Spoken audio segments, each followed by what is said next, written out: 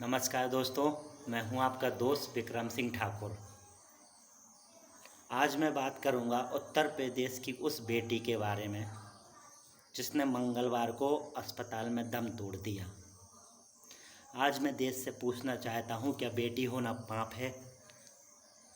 क्या बेटियों को इस संसार में जीने का कोई अधिकार नहीं है?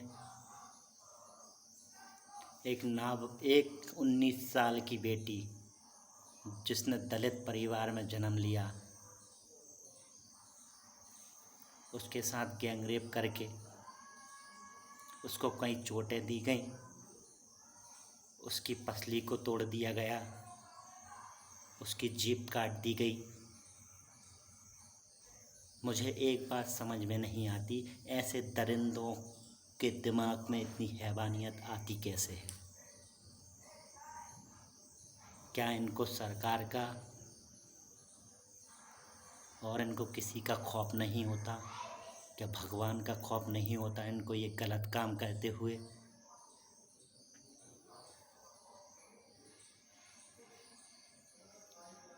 उस बेटी की अस्पताल में मौत हो गई।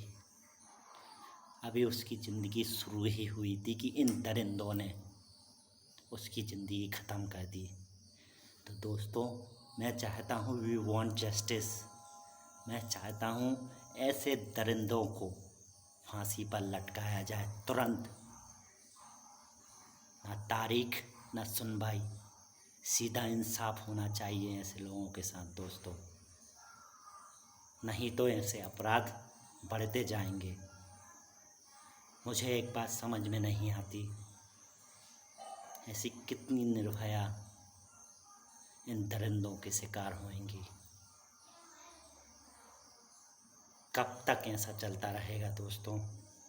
हम सबको अब न्याय चाहिए। क्या बेटी को जिंदा रहने का अधिकार नहीं है?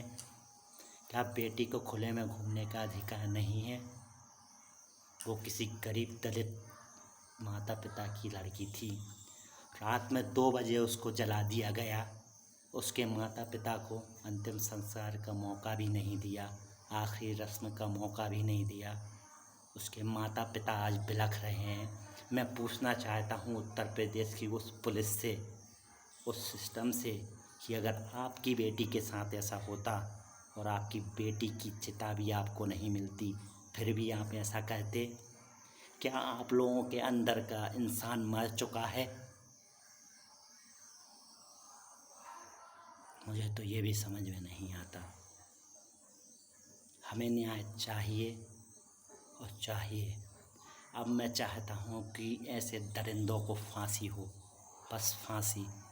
क्योंकि अगर वो बेटी ज़िंदा नहीं है तो इन दरिंदों को भी ज़िंदा रहने का कोई अधिकार नहीं है। We want justice.